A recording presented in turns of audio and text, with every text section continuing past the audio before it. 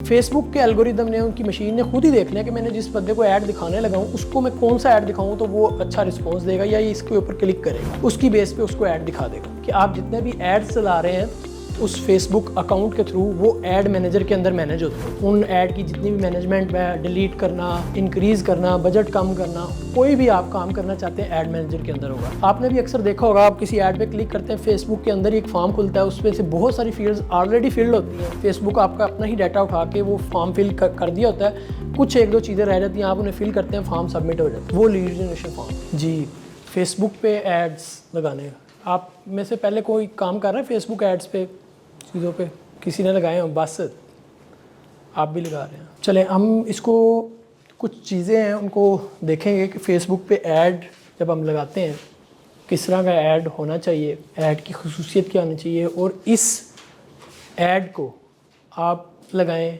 एक एक्सपर्ट बंदा लगाए या आम बंदा लगाए, उनमें फ़र्क क्या आएगा। इसमें मैं आपको एक छोटा सा अपना एक्सपीरियंस शेयर करता हूँ। मैंने एक हमारे दोस्त थे, उन्होंने फेसबुक, उनकी एक प्रोडक्ट है जिसमें वो स्टूडेंट्स को टारगेट करते हैं, तो उन्हीं का एक टीम मेंबर फेसबुक पे एड्स लगाता था, फेसबुक पे और गूगल पे, तो अच्छा रिस्पांस उनको मिल रहा था।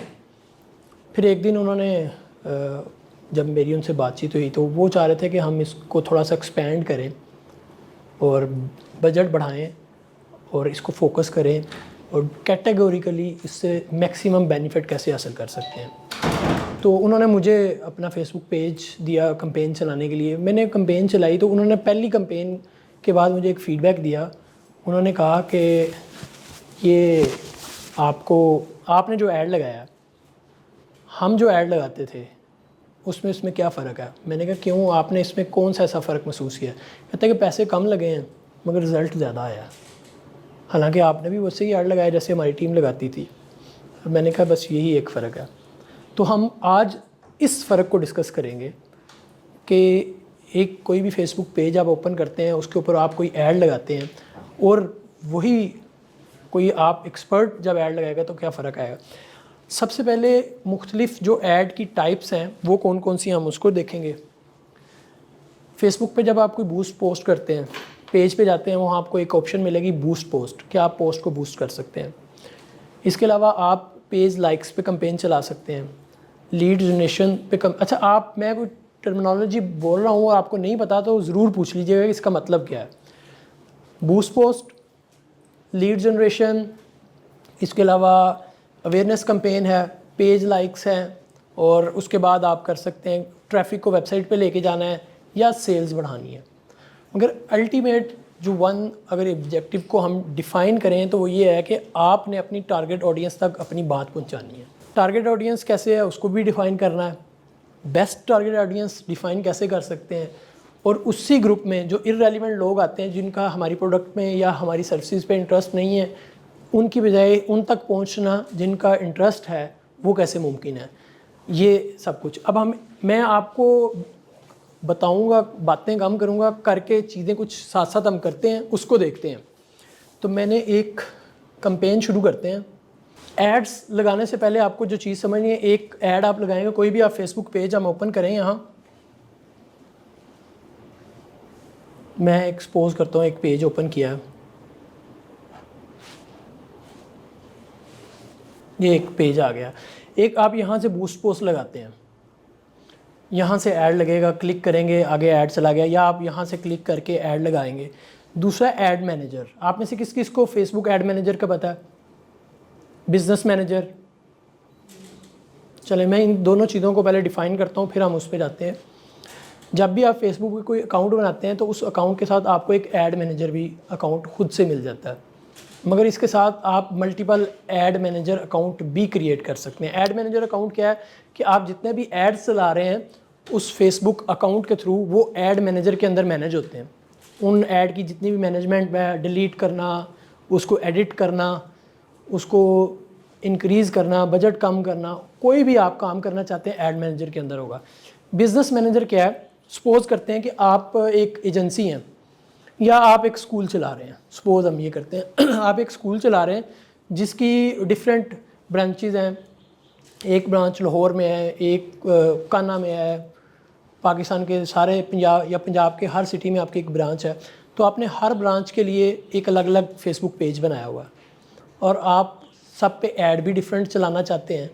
तो आप इनको जब मैनेज करेंगे, एक तो ये है कि सबको इंडिविजुअली, क्योंकि एडमिन आप ही हैं और आपने और 7 लोगों को भी ऐड करना है, तो उसके लिए आपको चाहिए क्या, एक बिज़नेस मैनेजर क्रिएट करेंगे। बिज़नेस मैनेजर के अंदर क्या होता है, उसके अंदर आपको इन सारी, जब आप एक पेज या 2 पेज मैनेज कर रहे हैं या आप मल्टीपल पेजेस मैनेज कर रहे हैं, तो उस केस में आपको बिज़नेस मैनेजर के अंदर सर्विसेज ऑप्शंस ज़्यादा मिलेंगी कंपैरेटिवली अगर आप वैसे करेंगे।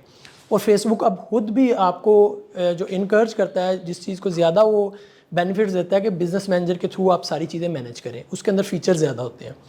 बिज़नेस मैनेजर क्या करेगा, उसके अंदर आप सारे पेजेस को मैनेज कर सकते हैं। आपने जितने भी मल्टीपल अकाउंट्स ऐड मैनेजर बनाए हुए हैं उनको मैनेज कर सकते हैं। आप उसके अंदर मुख्तलिफ अपने मैनेजर्स या एडिटर ऐड करके उनको डिफरेंट रोल्स दे सकते हैं। फॉर एग्जांपल, आप चाहते हैं कि मैं अपनी टीम में से एक बंदा है, मैंने उसको रोल देना है कि वो सिर्फ ABC पेज है लाड़काना का या किसी और सिटी का, सिर्फ उस पेज पे ऐड लगाने की ऑप्शन उसको देनी है, आप वो कर सकते हैं। आप कहते हैं कि मैंने उस पेज के ऊपर पोस्टिंग की ऑप्शन किसी और XYZ को देनी है, तो वो आप बिज़नेस मैनेजर से मैनेज कर सकते हैं। तो बिज़नेस मैनेजर बेसिकली आपके जितने भी पेजेस, जितने भी ऐड अकाउंट्स और उसके अंदर जितने भी लोगों को आपने ऐड किया हुआ है उनको वन प्लेस के ऊपर मैनेज करने की आपको ऑप्शन दे रहा होता है। तो इसलिए सबसे बेस्ट जो ऑप्शन है, जब भी आप प्रोफेशनली काम करना शुरू करें, सबसे पहले आप अपना बिज़नेस मैनेजर क्रिएट करें और उसके बाद किसी भी पेज के लिए अगर आप मैं अब मुख्तलिफ डिफरेंट क्लाइंट्स के लिए ऐड चलाता हूँ फेसबुक के ऊपर, मैं कोशिश करता हूँ हर क्लाइंट के लिए मैं अलग अलग से एक ऐड मैनेजर बनाता हूँ। मैं अभी आपको दिखाऊंगा, मेरे पास मल्टीपल ऐड मैनेजर्स हैं चल रहे हैं और हर क्लाइंट को मैं अलग से कर रहा हूँ। उसमें फ़ायदा एक ये है कि उनके ऊपर मैं बैंक का कार्ड डिफरेंट लगा सकता हूँ, पेमेंट मेथड यानी कि डिफरेंट लग जाता है। उस ऐड मैनेजर के अंदर मैं उस ABC बंदे को भी एडमिन साथ राइट्स दे सकता हूँ कि वो खुद भी देख सकता है, उसको एडिट कर सकता है एक्सेस करके, अगर वो ओवरव्यू करना चाहे तो वो खुद भी कर सकता है और बाकी मेरे जितने भी काम हैं वो उसको नज़र नहीं आएंगे। अगर मैं एक ही ऐड मैनेजर से सबको मैनेज करना शुरू कर दूंगा तो कल को मैंने उसे कोई एक्सेस देनी है या वो वेरीफाई करना चाहता है कि ये जो मेरे अकाउंट में या मेरे तरफ से जितने पैसे लगे हैं क्या वो ठीक लगे हैं कि नहीं, तो मुझे अगर उसको एक्सेस देनी पड़े तो बाकी सारे अकाउंट्स या बाकी चीज़ें भी उसके पास जाएंगी। तो इसलिए बिज़नेस मैनेजर और फिर ऐड मैनेजर, इन 2 के थ्रू आपने काम शुरू करना है।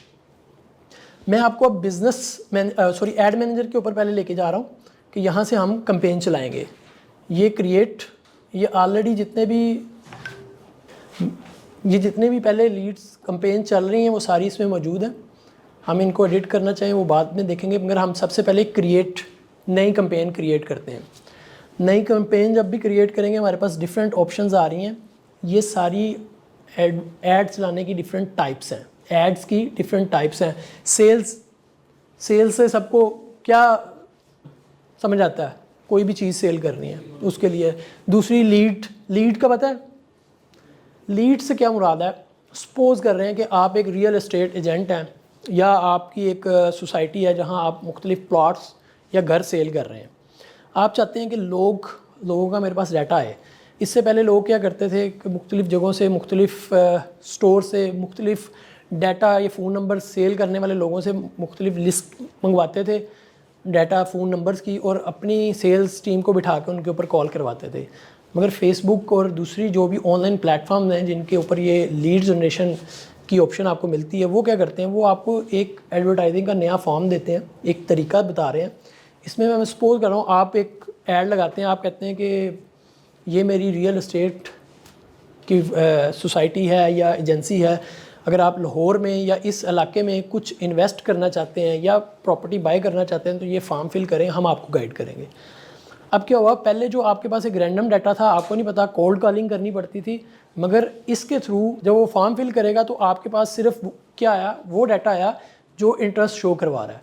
तो इसलिए अब आपकी जो सेल्स टीम है या टेली सेल्स टीम है उनके लिए कॉलिंग जो है वो कंपैरेटिवली आसान हो गई है कि वो जो कॉल करेंगे जब किसी बंदे को तो उसको पहले से पता होगा कि मैंने फॉर्म फिल किया हुआ है। तो ये लीड जनरेशन है। इसी तरीके से सपोज़ आप एक स्कूल चला रहे हैं या कॉलेज या यूनिवर्सिटी चला रहे हैं या आप कोई बुक्स बेचते हैं तो आप वहाँ भी लीड जनरेशन का फॉर्म लगा सकते हैं।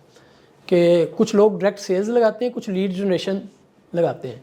आपने भी अक्सर देखा होगा, आप किसी ऐड पे क्लिक करते हैं, फेसबुक के अंदर ही एक फॉर्म खुलता है, उसमें से बहुत सारी फील्ड्स ऑलरेडी फिल्ड होती हैं। फेसबुक आपका अपना ही डाटा उठा के वो फॉर्म फिल कर दिया होता है, कुछ एक दो चीज़ें रह जाती हैं, आप उन्हें फिल करते हैं, फॉर्म सबमिट हो जाता है। वो लीड जनरेशन फॉर्म है। यूज़र के लिए आसान होने की वजह से उसमें रिस्पॉन्स अच्छा आता है।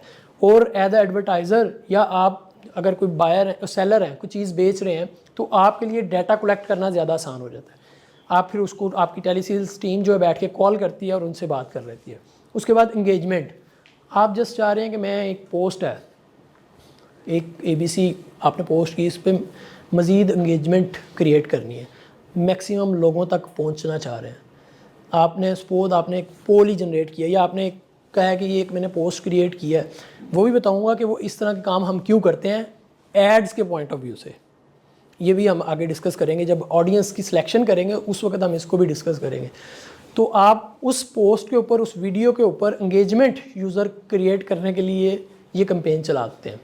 मैं ये कैंपेन ज़्यादातर उस वक्त सुजेस्ट करता हूँ जब आप अपनी प्रोडक्ट की ब्रांडिंग पे फोकस कर रहे हो या अपने पेज की ब्रांडिंग, तो उस वक्त आपको इस तरह की मार्केटिंग स्ट्रेटजी अच्छी काम करती हैं। उसके बाद ऐप प्रमोशन, सिंपली कोई आपकी एप्लीकेशन है एंड्रॉयड की, iOS की, वो प्रमोट कर सकते हैं। ट्रैफिक, आप चाह रहे हैं कि यूज़र आपकी वेबसाइट पे आ जाए, ये सेल्स के लिए भी इसको यूज़ किया जाता है, वैसे भी अपनी वेबसाइट के फुटस्टेप बढ़ाने के लिए।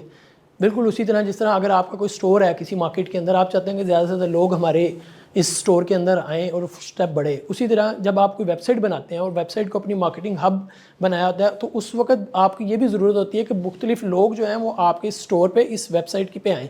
उसके लिए भी आप फेसबुक से ट्रैफिक की कैंपेन चला सकते हैं।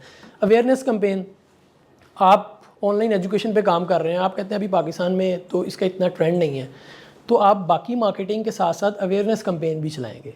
कोई नया आइडिया लेके आ रहे हैं या कोई ऐसी चीज़ है जो पहले से मार्केट में मौजूद नहीं है, उसमें आप अवेयरनेस भी क्रिएट कर सकते हैं। आप कोई सर्विसेज देते हैं, आप ऑनलाइन कुरान पाक पढ़ाते हैं, उसके ऊपर भी आप ऑनलाइन अवेयरनेस कैंपेन, ये भी बेसिकली इंगेजमेंट की तरह की कैंपेन चलेगी, उसमें भी मैक्सिमम लोगों तक आपकी बात पहुँचेगी। तो इन दोनों कैंपेन्स को हम अवेयरनेस और एंगेजमेंट को मोस्टली यूज़ करते हैं जब आप ब्रांडिंग फोकस होकर काम कर रहे होते हैं। मार्केटिंग और ब्रांडिंग में फ़र्क पता है किसी को? कोई बताएगा? ब्रांडिंग एक स्पेसिफिक प्रोडक्ट के लिए होती है, मार्केटिंग में ओवरऑल जो भी कॉर्पोरेट सेक्टर दे रहा हूँ। आई गेस मार्केटिंग सिर्फ और सिर्फ सेल्स के साथ डील कर रही होती है, लेकिन ब्रांडिंग जो होती है वो इमेज क्रिएट करना होती है, एक आइडेंटिटी यूनिक क्रिएट। हमारे एक टीचर थे, उन्होंने ब्रांडिंग और मार्केटिंग की, आपकी बिल्कुल बात ठीक है, आपने भी ठीक कही, पर थोड़ा सा मैं इसको एक लाइटर मोड में समझाऊंगा और आपको बहुत अच्छी तरह आई होप सो समझ आएगी। उन्हें बताया था कि मार्केटिंग क्या है कि आप किसी लड़की को डेट के लिए बुलाएं, उसे इनवाइट करें कि मेरे साथ डेट पे चलो। और ब्रांडिंग क्या है, आप वो रीज़न क्रिएट करें कि वो खुद आके डेट के लिए कहे। तो ये दोनों में फ़र्क है कि आप जब ब्रांडिंग कर रहे हैं, आपने वो रीज़न पैदा करनी है, आपने यूज़र को बताना है कि क्यों ये प्रोडक्ट, ये सर्विसेज ख़रीदना क्यों ज़रूरी है। नहीं ख़रीदोगे तो क्या नुकसान होगा, या किस फ़ायदे से तुम ज़ाया कर दोगे, जो एक वेस्ट कर दोगे फ़ायदा, या जो एक फ़ायदा तुम्हें हो सकता है वो फ़ायदा तुम नहीं उठा पा रहे। तो ये ब्रांडिंग है कि आप रीज़न क्रिएट करते हो अगले बंदे के माइंड में। मार्केटिंग सिंपली वो पिच है, आप उसको सेल्स कर रहे हैं प्रोडक्ट की। हम इसमें जो सबसे ज़्यादा इस वक्त चलती हैं लीड की कैंपेन, मैं उस पर क्लिक करता हूँ, हम लीड्स पे जाते हैं। इसमें दोनों में कोई इतना ज़्यादा फ़र्क नहीं है, मैं टेलर लीड्स पे ही फ़िलहाल जा रहा हूँ, मैनुअल में भी वही चीज़ें हम उसमें सेलेक्ट कर लेंगे।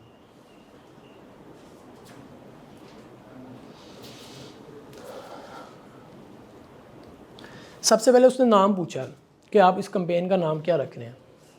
जब आपने मल्टीपल कैंपेन चलानी है, ये ज़रूर याद रखिएगा नाम अपनी कैंपेन का बहुत स्पेसिफिक रखें, वरना आपको बाद में बड़ी कन्फ्यूजन होगी। आप मुख्तलिफ़ कैंपेन चला रहे होंगे, आपको पता ही नहीं चल रहा होगा कौन सी कैंपेन है, आपको बार बार उसे ओपन करके उसके ग्राफिक्स या उसकी कॉपी देख के आइडिया होगा कि ये कैंपेन किस लिए थी। तो आपने जब भी ये नाम रखना है उसके अकॉर्डिंगली नाम रखें, ताकि आपको कैंपेन को ओपन करके ना देखना पड़े, वैसे ही आपको पता चल जाए किससे रिलेटेड है। इंस्टेंट फॉर्म्स, अब उसमें मुख्तलिफ कन्वर्जन से क्या मुराद है यहाँ? एक तो हम करते हैं ना, हम लोगों को कन्वर्ट करते हैं इस्लाम में, वो वाला नहीं। ये वाली कन्वर्जन क्या है? ये कन्वर्जन ये है कि आप जो काम या जो ऑब्जेक्टिव आप करना चाह रहे हैं वो क्या है, उसमें कन्वर्ट हुआ या नहीं। यानी कि जो आपने पैसे खर्च किए वो आपकी सेल्स में कन्वर्ट हुए।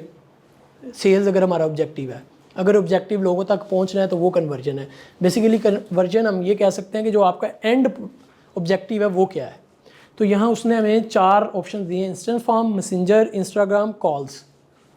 कॉल्स का मतलब सिंपली कि आप चाह रहे हैं कॉल, इसमें वो नंबर एक मांगेगा, इस नंबर पे कॉल आ जाएगी। इंस्टाग्राम, आप चाहते हैं कि इंस्टाग्राम पे मैसेज आ जाए।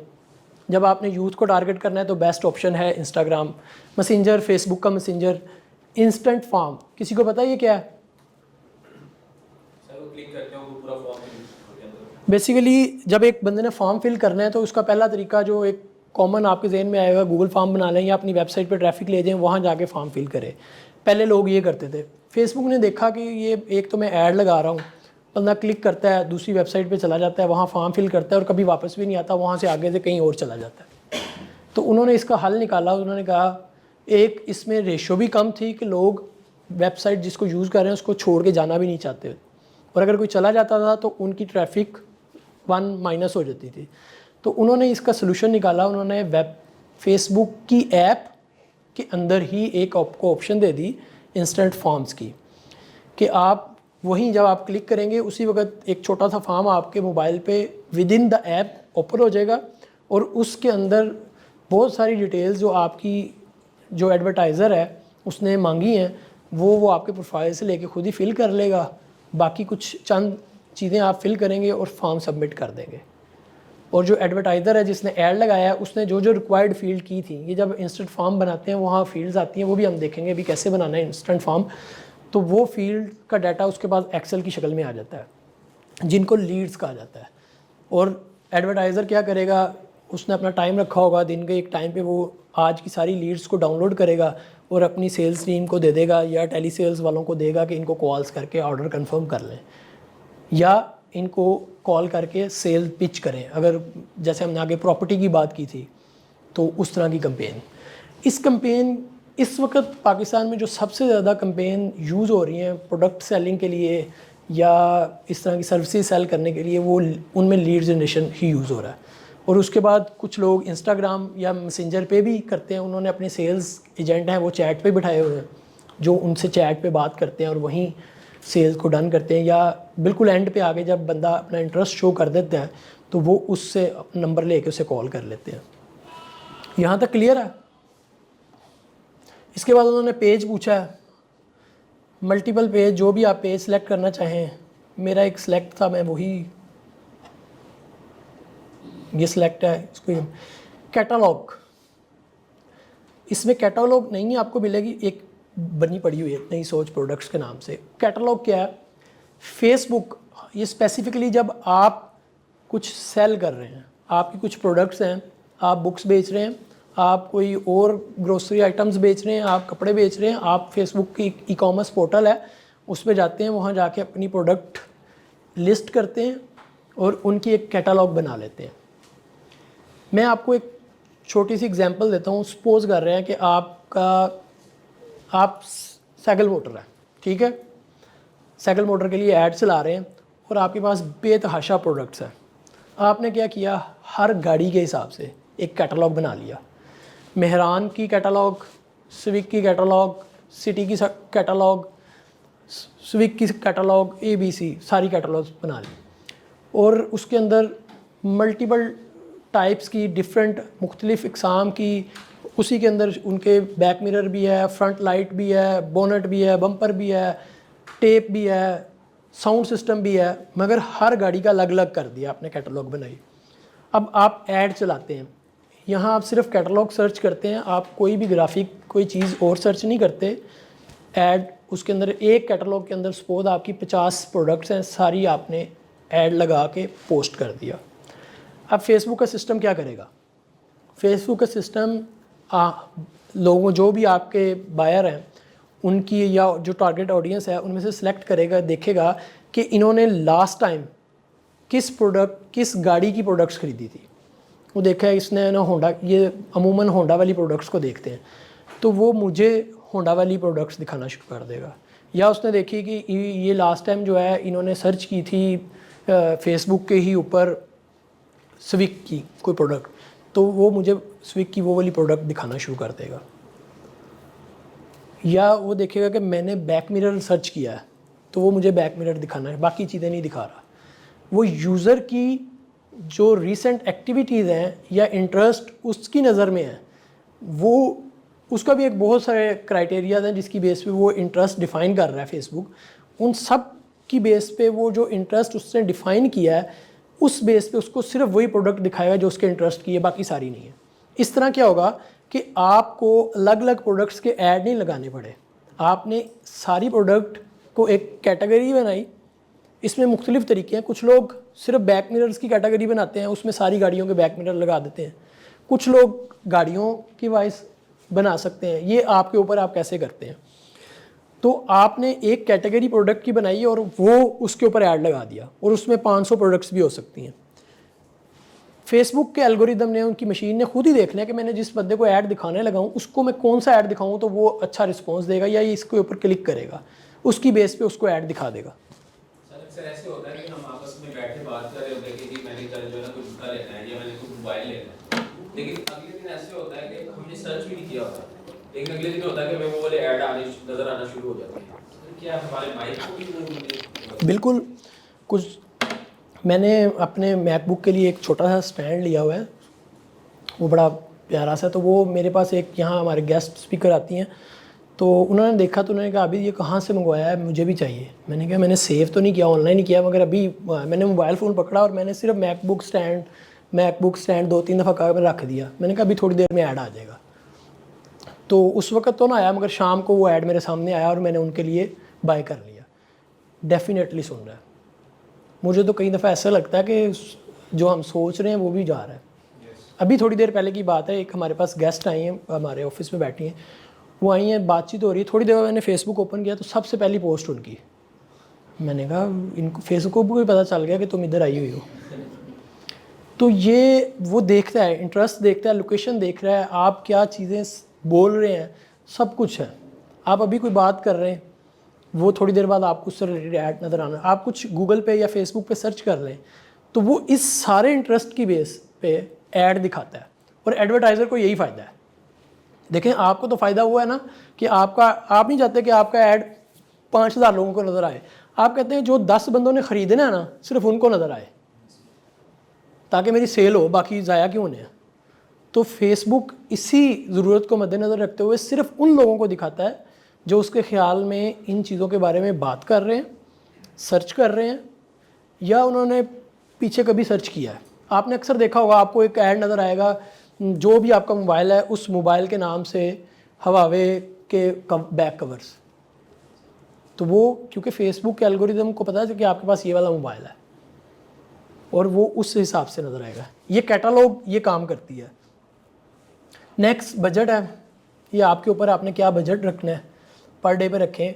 मगर मेरी इसमें सजेशन, जब आप पहली दफ़ा कुछ काम कर रहे हैं तो आप बजट मिनिमम से शुरू करें। मैं उसमें आपके साथ एक एक्सपीरियंस शेयर करता हूँ।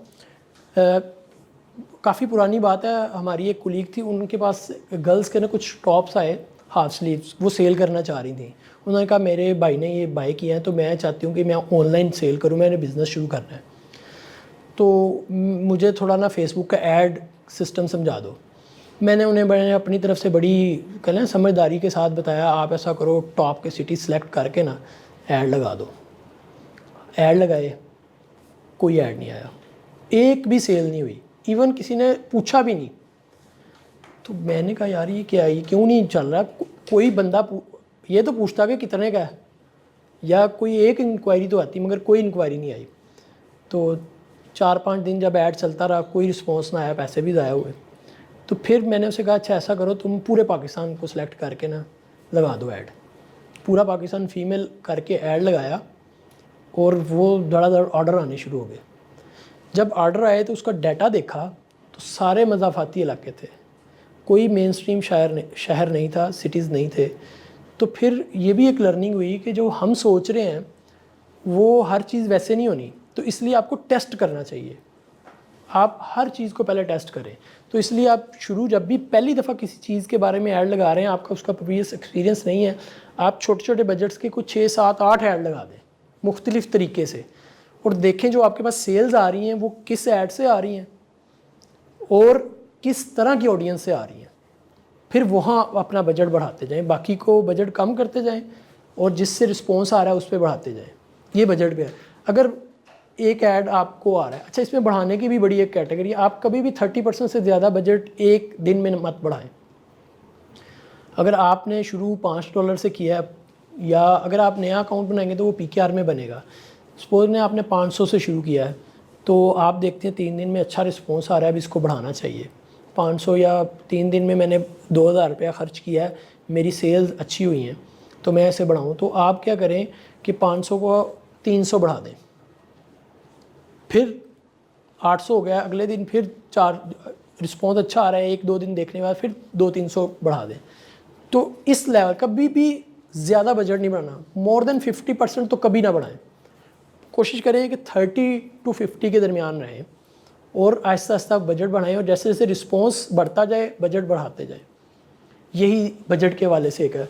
और इसी तरीके से अगर आपने कम करना है किसी भी वजह से, आप चाहते हैं कंपेन भी डेड ना हो और मेरा बजट थोड़ा कम हो जाए, उसको भी इसी तरीके से कम करें, वरना वो कंपेन फ़ौरन डेड हो जाएगी।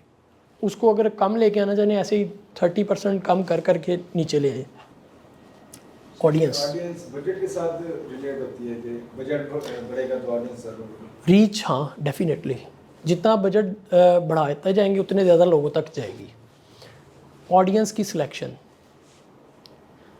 मैं कहता हूँ कि अगर आपको 2 काम आते हैं, आप सबसे अच्छा ऐड चला सकते हैं और आप दूसरों से ज़्यादा रिस्पॉन्स हासिल कर सकते हैं कम बजट में। वो 2 काम कौन से? पहली ऑडियंस की सिलेक्शन, और दूसरे नंबर पे कॉपी, जिसको हम बिल्कुल एंड पे डिस्कस करेंगे कि आप कॉपी क्या लिखते हैं। ऑडियंस की सिलेक्शन में कहने को क्या है? इंटरेस्ट, लोकेशन, मेल फीमेल, मगर ऑडियंस की selection it's a great tricky part. मैं ऑडियंस की सिलेक्शन मैं इस वक्त तकरीबन कोई 70-80 पेजेस मैं का एडमिन हूँ, और उनमें से बहुत सारे ऐसे पेजेस हैं जो मैंने सिर्फ ऑडियंस की टेस्टिंग के लिए बनाए हुए हैं। और वहाँ मैं एक एग्जांपल दे रहा हूँ कि सपोज़ कर रहे हैं कि मैं एक बुक सेल करता हूँ, मैं एक पेज चला रहा हूँ जिसके ऊपर बुक सेल की जाती हैं, और वैसे चला भी रहा हूँ एक पेज ऐसा जिसके ऊपर बुक सेल की जाती हैं। और मुझे अब ऑडियंस चाहिए कि जो लोग बुक लवर हैं वो कौन से हैं, वो आएँ। तो मैंने एक पेज बना दिया जिसके ऊपर मैं मुख्तलिफ बुक्स के छोटे छोटे क्लिप्स इमेज की शक्ल में निकाल के कोटेशन शेयर करता हूँ, या मुख्तलिफ ऑथर्स के बारे में कुछ बायो या चीज़ें शेयर की। अब वहाँ जो लोग इकट्ठे होने शुरू हुए, मुझे पता चला ये सारे लोग जो है ना ये बुक लवर्स हैं, या बुक लवर्स के नाम से एक पेज बना दिया, उस पर वो सारी ऑडियंस इकट्ठी कर ली जो बुक पढ़ना पसंद करते हैं। तो इस तरह की एक्टिविटीज़ सिर्फ किया कि ऑडियंस की सिलेक्शन के लिए। अब उस पेज की ऑडियंस को कैसे यूज़ करेंगे वो भी हम डिस्कस करेंगे, मगर सबसे पहले जो चीज़ है आपने लोकेशन देखनी है, और इसमें भी वही क्राइटेरिया कि जब भी पहली दफ़ा करें किसी भी एक लोकेशन पे फोकस करके स्टार्ट ना हो जाए। बस ये देख लें कि आप ऑपरेट कहाँ कर रहे हैं। अगर आप पूरे पाकिस्तान में ऑपरेट कर रहे हैं तो पूरा पाकिस्तान एक दफ़ा ज़रूर करें।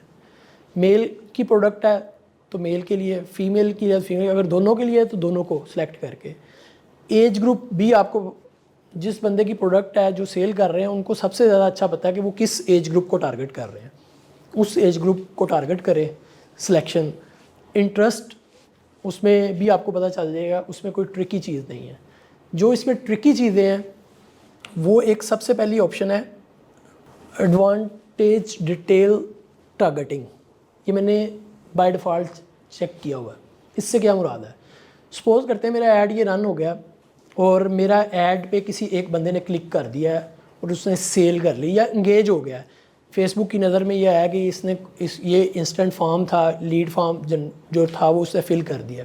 अब फेसबुक क्या करेगा? अगर मैंने ये फॉर्म चेक बॉक्स जो है वो चेक किया हुआ है, वो ये देखेगा कि इस बंदे जिसने ये फॉर्म फिल किया है इस तरह के और लोग कौन हैं, उनको भी वो ऐड दिखा देगा। उनमें से उन्होंने 50 को दिखाया, अगर फिर 25 ने कर दिया, फिर वो उन 25 के डाटा को देखते हुए फिर मज़ीद लोगों को दिखाएगा। तो क्या होगा कि वो जो लोग इस ऐड के साथ कम्युनिकेट कर रहे हैं उसके डाटा की बेस पे वो उस तरह के लोगों को ढूंढेगा और उनको दिखाना शुरू कर देगा। तो ये इसका फ़ायदा होता है कि उन लोगों तक पहुँचें। ये फेसबुक की खुद की ऑप्शन है, ये खुद से फेसबुक का एआई खुद डिफ़ाइन कर रहा होता है, लोगों को ढूंढ रहा होता है कि जिस तरह के लोग कम्युनिकेट कर रहे हैं। मैं एक एग्जांपल दे रहा हूँ कि आप इंटर के स्टूडेंट को टारगेट कर रहे हैं, कोई आपके ऐड के ऊपर इंटर के बच्चे 4, 5, 10, 15 ने क्लिक कर दिया, तो वो अब मज़ीद उसी तरह के लोगों को दिखाएगा। जिस तरह के लोग ज़्यादा क्लिक कर रहे हैं उनको ज़्यादा दिखाना शुरू कर देगा आपका ऐड। तो ये भी आपकी एक टारगेटिंग की ऑप्शन है। दूसरी इसमें एक ऑप्शन है कस्टम और लुक अलाइक। इन दोनों को हम डिस्कस करेंगे। यही मैं सबसे ज़्यादा, मैं एक कैंपेन शुरू की, और इससे पहले मैं आपको एक और चीज़ बताऊँ, ट्रेंड्स। जब भी आप एड्स, हम इसको एंड पे करेंगे, कोई याद रखिएगा मुझे, हम ट्रेंड्स पे बात करेंगे कि एड्स में वो कैसे काम करेंगे। हम कस्टम ऑडियंस में आए। अब इसमें मुख्तलिफ ऑप्शंस आ रही हैं। पहली ऑप्शन है योर सोर्सेज, यानी कि कोई आप किसी भी जगह की ऑडियंस को लेना चाह रहे हैं। वेबसाइट, आपने अगर अपनी वेबसाइट के ऊपर पिक्सल का पता है किसी को? और कोई? फेसबुक का सिस्टम आपको एक पिक्सल्स के नाम से एक ऑप्शन देता है, वो आपको एक कोड दे देगा, वो आपने अपनी वेबसाइट पे जाके इंटीग्रेट कर देना है। फिर वो क्या करेगा, आपकी वेबसाइट के ऊपर जो भी यूज़र आ रहा है वो उसका हिसाब किताब रखना शुरू कर देगा। यानी कि जैसे आप फेसबुक के ऊपर जो काम कर रहे हैं वो आपकी एक्टिविटी नोट कर रहा है, इसी तरीके से वो जब आपने वो कोड अपनी वेबसाइट में लगा दिया तो वो आपकी वेबसाइट पे आने वाली ट्रैफिक को भी नोट करना शुरू कर देगा। उसकी बेस पे आप अपनी वेबसाइट के व्यूवर्स को टारगेट कर सकते हैं। इस यहाँ से वेबसाइट से कस्टमर लिस्ट, आप एक लिस्ट बना के खुद से यहाँ अपलोड भी कर सकते हैं, उनको भी टारगेट कर सकते हैं। ऐप एक्टिविटी, अगर आपकी कोई एक एप्लीकेशन जिसके आप एडमिन हैं उसको यहाँ कनेक्ट किया जा सकता है वैसे ही जैसे आपने वेबसाइट को किया हुआ है, बिल्कुल उसी तरीके से। ऑफलाइन एक्टिविटी, ये भी वेबसाइट से रिलेटेड है। कैटलॉग, अभी जो हमने कैटलॉग देखी है, आपने कुछ मुख्तलिफ कैटलॉग्स बनाई हुई हैं, तो आप देखते हैं कि जो लोग इन कैटलॉग के साथ कनेक्ट कर रहे हैं मैं उनको टारगेट कर सकूं। इसके बाद फेसबुक के अंदर के सोर्सेज हैं। वीडियो, हम फिर सपोज करते हैं कि आप इंटर के स्टूडेंट को टारगेट कर रहे हैं और इस वक्त इंटर के स्टूडेंट्स के लिए आपने एक कोई करियर काउंसलिंग टाइप वीडियो बनाई है, वो अपलोड की है और उसके ऊपर आपने ऐड लगा के या किसी भी तरीके से व्यूज़ हासिल कर लिए हैं। अब जो लोगों ने वो वीडियो देखी है वो डेफिनेटली आपको पता है कि ये इंटर के स्टूडेंट होंगे, तो आप उन लोगों को जिन्होंने कोई भी एक स्पेसिफिक वीडियो जो आपके अपने पेज के ऊपर अपलोड हुई है उसकी ऑडियंस तक पहुंचना चाहते हैं तो इसके थ्रू जा सकते हैं। इसी तरह इंस्टाग्राम अकाउंट है। जैसे मैंने आपके फेसबुक पेज की बात की थी कि मैंने बुक्स स्टोर को टारगेट करने के लिए एक बुक लवर्स के नाम से एक फेसबुक पेज बना लिया, क्योंकि जहाँ मैं कोई चीज़ सेल कर रहा हूँ ना वहाँ लोग कनेक्ट कम होते हैं। मगर अगर मैं कोई कंटेंट दे रहा हूँ, आप सब लोगों ने कभी ना कभी ज़िंदगी में किसी न किसी कोटेशन ज़रूर रीशेयर की होगी अपने प्रोफाइल पे, या वहाँ से डाउनलोड करके स्टेटस लगाई होगी व्हाट्सएप पे किसी को दिखाने के लिए। करते हैं ना, सारे करते हैं। ये भी एक मार्केटिंग का टूल है कि आप लोगों को उस तरह का कंटेंट दे दें जो वो शेयर करना चाह रहे हैं।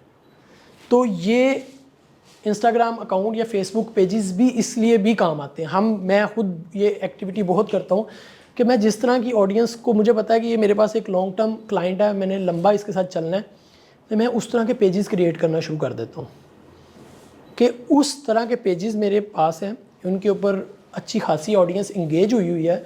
जब ये ऑडियंस मेरे साथ इंगेज है तो मैं इन तक पहुंचने के लिए उस पेज की ऑडियंस को यूज़ कर सकता हूँ यहाँ से ही। ये ऑप्शन है फेसबुक पेज और इंस्टाग्राम दोनों का यही।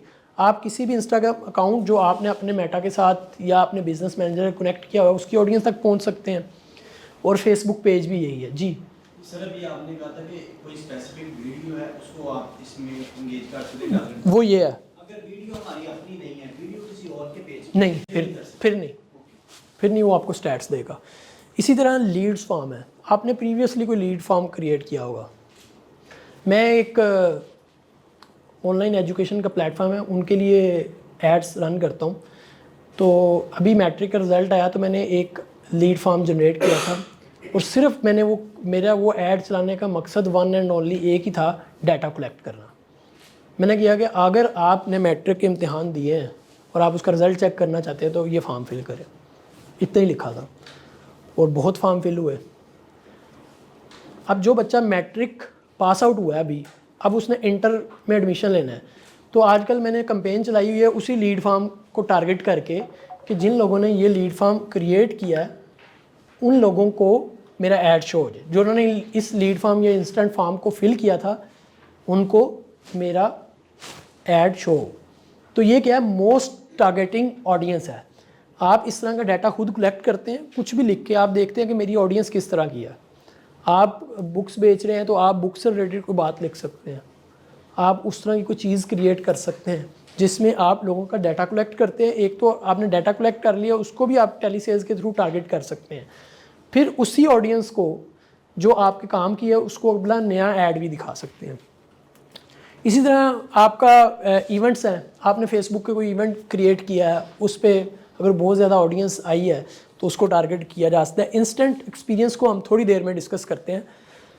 शॉपिंग, ये आपकी ही फेसबुक के अंदर ही आपको एक ऑप्शन दे देगी मुख्तलिफ प्रोडक्ट को लिस्ट करने की, उनको ऐड कर सकते हैं और ऑन फेसबुक लिस्टिंग भी यही है। इंस्टेंट एक्सपीरियंस जो है ये बिल्कुल उसी तरीके से जैसे आपका फेसबुक का मैं इंस्टेंट फॉर्म की बात की थी, आप कोई भी इंस्टेंट एक्सपीरियंस फेसबुक के अंदर ही क्रिएट कर सकते हैं। वो क्या होगा, वो आप अपनी वेबसाइट भी वहाँ कर सकते हैं। आपने अक्सर कोई ना कोई ऐड देखे होंगे, ख़ासतौर पे इलो वाले ये करते हैं, आप उस पर क्लिक करते हैं, वो एक पहले उनकी इमेज खुलती है और या वीडियो बड़ी फ़नी सी चल रही होती है, उसके नीचे डेरों टाइप के मुख्तलिफ एड्स नज़र आ रहे होते हैं, आप उनमें से कोई भी एक ऐड क्लिक कर सकते हैं। वो उन्होंने इंस्टेंट एक्सपीरियंस क्रिएट किया होता है कि बंदा आप फेसबुक की एप्लीकेशन या उसकी ऐप को छोड़ के बाहर भी नहीं जा रहे और आपके पास उसी इंटरफेस के अंदर ऐड पूरा शो हो गया है। तो आपने उसमें से जो जो चीज़ बेचनी है या ऑडियंस तक कोई मैसेज पहुंचाना है वो आप पहुंचा सकते हैं। ये भी एक टारगेटिंग का बहुत ही अच्छा तरीका है। क्लियर है? सपोज करते हैं हम यहाँ से अभी फेसबुक पेज सेलेक्ट कर लेते हैं लुक लाइक ऑडियंस के लिए। नेक्स्ट करता हूँ, वो कहता है कौन सा पेज करना है। अब मेरे पास बहुत सारे पेजेस हैं, सपोज कर रहे हैं ये मैं एक पेज सेलेक्ट कर लिया, इसका नाम रख दिया क्रिएट ऑडियंस। अब उसमें मुझसे पूछा है लुक लाइक ऑडियंस, मैं इसको यस कर रहा हूँ। इसमें एक ट्रिकी पार्ट है कि अभी वो कह रहा है कि मेरे पास ऑडियंस की तादाद है 6,20,000, मैं इस ऐड ऑडियंस को सिलेक्ट करके 6,20,000 लोगों तक पहुँच सकता हूँ और उसमें जो रेशो है उसकी सिलेक्शन की, यानी कि वो कितनी सिमिलर है, वो 1% है। आप इसको थोड़ा सा एक्सपेंड करके 1.2 मिलियन भी जा सकते हैं। ये आपने देखना है कि आप कितना करना चाह रहे हैं। मैं उमूमन जब इस तरह के ऐड चला रहा हूँ तो मैं कोशिश करता हूँ कि 4 मिलियन तक की ऑडियंस सेलेक्ट करके फिर करूँ। इसमें ये ज़रूर है जितने ये परसेंटेज में बढ़ाते जाऊँगा उतनी ही ऑडियंस एक्सपेंड होगी और इररेलेवेंट भी टारगेट होंगी, डेफिनेटली होंगी, मगर उससे ऐड पे आपको रिस्पॉन्स अच्छा आना शुरू हो जाता है। ऑडियंस ज़्यादा सेलेक्ट है, आप एक ब्रॉडर ऑडियंस पे जा रहे हैं और तकरीबन मिलती जुलती है तो आपको अच्छा रिस्पॉन्स मिल सकता है। क्रिएट ऑडियंस, ये एक ऑडियंस क्रिएट हो चुकी है। मैं इसको सेव करके इसका नाम भी दे सकता हूँ। फर्दर यूज़ के लिए इसको सेव करना ज़रूरी है। ऑडियंस की सिलेक्शन मेरे ख़्याल में जो मैंने लर्न किया है फेसबुक ऐड से, 2 टॉप की चीज़ें आपको बताई थी। इनमें पहली कौन सी थी? कॉपी, कि आपने जो कॉपी लिखी है या जो ग्राफिक्स बनाए हैं वो कितने इफेक्टिव हैं, और दूसरा ऑडियंस की सिलेक्शन। तो ऑडियंस की सिलेक्शन में अगर आपको कोई क्वेश्चन है तो पूछ लें, फिर हम आगे चलते हैं। जितनी आपने इफेक्टिव ऑडियंस और रेलिवेंट ऑडियंस सेलेक्ट करेंगे उतना ही ज़्यादा आपका ऐड इफेक्टिव होगा। सर मुझे कंफर्म करना है कि अगर ऑडियंस सेलेक्ट करते हुए अगर हम लोकेशन अब्रॉड के रखें तो उसके लिए कोई स्पेसिफिक एंड ट्रिकी पॉइंट है कि हम सेम बस आउट कंट्री सेलेक्ट कर सकते हैं? आउट कोई मसला नहीं। आप जैसे पाकिस्तान उधर सेलेक्ट हुआ था, मैंने किया था, वहाँ आपको ये और अगर मैं किसी यूएस में चलाना है और मैं चाहता हूँ कि मेरा ऐड जो है वो यूएई में भी चल जाए और चल जाएगा, कुछ सिटीज़ में चल जाएगा, आप कर सकते हैं, नो प्रॉब्लम। आप मल्टीपल कंट्रीज़ नहीं, उसमें कोई नहीं है। बस उसमें दो चीज़ें हैं। मैं आपके साथ एक एक्सपीरियंस शेयर करता हूँ कि मैं एक कैंपेन चलाई जो पाकिस्तानी लोग गल्फ़ में रह रहे थे, उनको टारगेट करना था। मैंने कैंपेन चलाई, कोई रिस्पॉन्स नहीं आया। पहली एक कैंपेन, मैंने कहा यार ये क्यों नहीं रिस्पॉन्स आ रहा, मगर मेरे ही उसी पेज पे कोई तकरीबन 1 मिलियन के करीब फॉलोअर्स थे। मैंने उसी में लुक लाइक ऑडियंस क्रिएट की, उसी पेज की, और किसी पेज की नहीं, कि जो लोगों ने इस पेज को टारगेट किया हुआ है और वो गल्फ़ में रह रहे हैं, इस पेज को लाइक किया हुआ है, या कभी भी लास्ट 365 डेज़ में वो इस पेज के साथ इंगेज हुए हैं, इन्होंने किसी भी तरीके से पेज की पोस्ट देखी है, लाइक किया है, कमेंट किया है, कुछ भी किया है, क्लिक किया है, तो उन लोगों तक सिर्फ पहुँचे। उसमें क्या हुआ, क्योंकि मैंने गल्फ़ को टारगेट किया और मैंने पाकिस्तानियों को टारगेट करना था और वो पेज पाकिस्तानियों से रिलेटेड था, तो अगर किसी बंदे ने उस पेज के साथ कम्युनिकेट किया है तो इसका मतलब है वो पाकिस्तानी है, या वो उर्दू कम अज़ कम समझता है। चलें ये कर देते हैं कि वो उर्दू को समझता है, तो इसलिए तो वो मेरी ऑडियंस जो है वो जो इतनी ज़्यादा ब्रॉडर थी कि वहाँ इंग्लिश स्पीकिंग भी है, वहाँ उर्दू अरबिक भी हैं, और पता नहीं कितनी नेशनलिटीज़ के लोग हैं जिनको मेरी प्रोडक्ट से कोई लेना देना नहीं है, वो सारे उसमें से निकल गए। तो वो गल्फ़ पे वही लोग जो उर्दू समझते हैं उन तक वो बात चली जाएगी, बाकी को वो ऐड नज़र नहीं आएगा। तो वो मैंने कैसे किया कि उसी पेज की लुक लाइक सेलेक्ट की, जैसे अभी हमने एक पेज सेलेक्ट किया था, मैंने उसी पेज को, जिस पेज पे ऐड चला रहा था उसी को किया। तो ये तरीका है उसमें एक आप ऑडियंस को मज़ीद नैरो डाउन करने के लिए। और कोई क्वेश्चन? जी बस। जब हमने ऑडियंस सेलेक्ट कर ली है, बजट भी हमारा सेलेक्ट हो गया, लेकिन साइड पे हमें ये रीच नज़र आ रही होती है कि बिल्कुल ज़ीरो होगी, मतलब आपका ऐड जो है ना वो किसी को दिखाई नहीं देगा। ऑडियंस सेलेक्ट करने से पहले मैं बता रहा होता कि 10 लोगों को 20 लोगों को दिखाई देगा। जब हम बजट और ऑडियंस सेलेक्ट करते हैं ना, उसके बाद आता है कि 0 लोगों को दिखाई देगा। नहीं, ज़ीरो तो नहीं होंगे। जब हम चलाते हैं फिर उसके बाद जब वो रिजल्ट आता है तो वो अच्छा होता है। नहीं, वो आपको ऑडियंस, जैसे ही हम ऑडियंस सेलेक्ट करते हैं ना, वो हमें एक रफ़ आइडिया देता है कि इस ऑडियंस की तादाद इतनी है, ठीक है। सपोज़ कर रहे हैं हमने पाकिस्तान सेलेक्ट किया, पाकिस्तान में हमने लाहौर सेलेक्ट किया, लाहौर में हमने कहा 13 से या 18 से 25 साल के लोग मेल फ़ीमेल, तो वो देखेगा कि 18 से 25 साल के लोग मेल फ़ीमेल लाहौर में कितने हैं जो फेसबुक यूज़ कर रहे हैं, वो एक तादाद रफ़ आपको बता देगा। फिर जैसे ही आपने बजट सेलेक्ट किया, वो बताएगा कि इस बजट के अंदर रहते हुए आप डेली इतने लोगों तक पहुँच सकते हैं। वो मिनिमम तो हो सकते हैं, वो 0 से 50 बता देगा अगर आपने $1 लगाया हुआ है, मगर मेरा जो एक्सपीरियंस है वो जितने वो बता रहा होता है उससे थोड़े से ज़्यादा होते हैं। जी, ऑडियंस सिलेक्शन। जी सर, जिस तरह गल्फ में अगर हम कोई कैंपेन चला रहे हैं और हम यहाँ से बैठ के ऑपरेट करते हैं, तो उस लोकेशन से भी फ़र्क पड़ता है कि हमने नहीं। पेज कहाँ बैठ के क्रिएट किया है या नहीं, इससे कोई इतना ख़ास फ़र्क नहीं पड़ेगा आपको। रिसेंटली कुछ कैंपेन चलाने के लिए कोई फ़र्क नहीं पड़ेगा। जब आप पेज बनाते हैं, पेज पे अपलोडिंग करते हैं, वो एक दफ़ा ज़रूर पड़ेगा, मगर उसमें भी जब ऑडियंस वहाँ से सिलेक्ट हो गई, हम यहाँ बैठ के अब काम कर रहे होते हैं, हम क्या करते हैं कि बहुत सारी इंग्लिश कंटेंट क्रिएट कर रहे हैं लोग पाकिस्तान में बैठ के, और वो VPN के बगैर पाकिस्तानी IP से अपलोड करते हैं। असल चीज़ ये है कि आपके साथ जो शुरू में लोग कनेक्ट हुए हैं ना, मैं जब भी नया पेज, नया यूट्यूब चैनल या कोई भी नया सोशल मीडिया प्लेटफॉर्म की बात कर रहा हूँ, जो आपके पहले चंद लोग जो आपके साथ कम्युनिकेट करना शुरू हुए हैं ना उस पेज पे, उस प्लेटफॉर्म के एल्गोरिदम ने ये देखना है कि ये किस तरह के लोग हैं, उसने उसी तरह के लोगों को ज़्यादा दिखाना है फिर नेक्स्ट कंटेंट। तो आपके लिए वो ज़्यादा लोग ज़रूरी हैं। उसके लिए ये एक मैं टिप अक्सर देता हूँ कि आप जब भी पाकिस्तान के अलावा बाहर कहीं टारगेट करने के लिए कोई पेज बना रहे हैं, तो पाकिस्तानी लोगों के साथ उस पेज को शेयर ही ना करें, उसको अपने प्रोफाइल पे भी शेयर ना करें, ख़ासतौर पे शुरू में तो बिल्कुल ना करें। आप करेंगे, यहाँ के लोग कनेक्ट होना शुरू हो जाएंगे, फिर यहाँ के लोगों को ही वो नज़र आना शुरू हो जाएगा, बाहर बहुत कम उसकी रीच होगी। तो उसको उधर किसी तरीके से शेयर करवाएं तो वो आना शुरू हो जाएगी। फ़र्स्ट जो लोग आपके साथ कम्युनिकेट करते हैं वो बड़े ज़रूरी हैं। मेरे ख्याल में ऑडियंस क्रिएशन के हवाले से किसी को कोई क्वेश्चन नहीं है, ऐसा ही है। इसमें इंटरेस्ट ज़रूर देखें कि इंटरेस्ट क्या है लोगों के। मैं इस ऑडियंस को सेव नहीं कर रहा फ़िलहाल, मैं नेक्स्ट जा रहा हूँ, मगर आपने सेव करना है और इसको एक प्रॉपर नाम भी देना है ताकि आप फर्दर इसको यूटिलाइज़ कर सकें। यहाँ ऐड नेम अगर आपने चेंज करना है कर सकते हैं। वो कह रहा है इंस्टाग्राम पेज कौन सा आपने सेलेक्ट करना है, एक हमने सेलेक्ट कर लिया फ़िलहाल।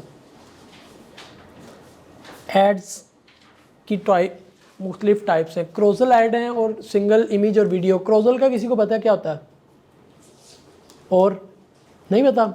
बस और हाँ जी, जो सिंगल होती हैं और एक होती हैं जो थीम में में चल रही होती हैं, जैसे हम इंस्टाग्राम और फेसबुक पे इकट्ठी पिक्चर्स लगाते हैं। बिल्कुल ऐसे मैं देखता हूँ, शायद मेरे पास किसी कोई स्क्रीनशॉट पड़ा हो क्रोजल का, मैं आपको परफ्यूम यूज किया, लेकिन सबसे जो मुश्किल मरहला होता है वो होता है कि अपने मिजाज, अपनी पर्सनालिटी के अगर आप बदल ये सकें, क्रोजल ऐसा सीने की जलन कि आपने एक ही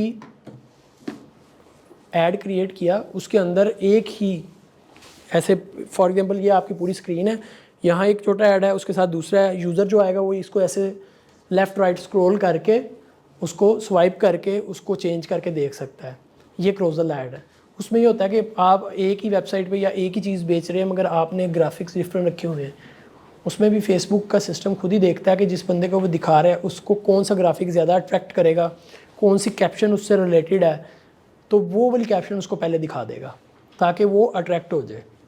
या सिंगल वीडियो या इमेज, हमने अभी इसको सिर्फ सिंगल वीडियो करके करते हैं। ऐड मीडिया, यहाँ अब आएगी कॉपी कि आप ग्राफिक्स क्या बना रहे हैं, इमेज है तो फिर क्या ग्राफिक है, वीडियो है तो वीडियो शुरू कैसे हो रही है, और आप उसके ऊपर टेक्स्ट क्या लिख रहे हैं।